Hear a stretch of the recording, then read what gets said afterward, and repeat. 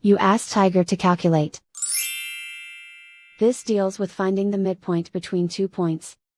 The midpoint between the 2 points is -77.5, -70.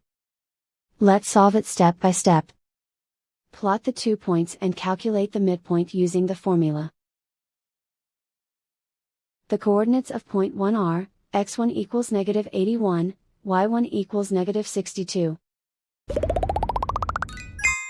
The coordinates of point 2 are, x2 equals -74, y2 equals -78. PM represents the midpoint of the 2 points.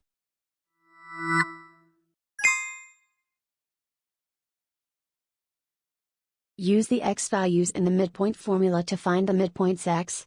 x1 equals -81.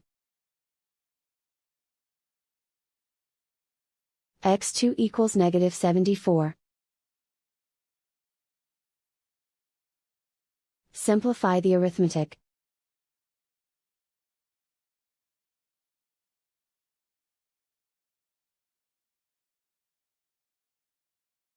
Use the y values in the midpoint formula to find the midpoints y. y1 equals -62. y2 equals -78. Simplify the arithmetic.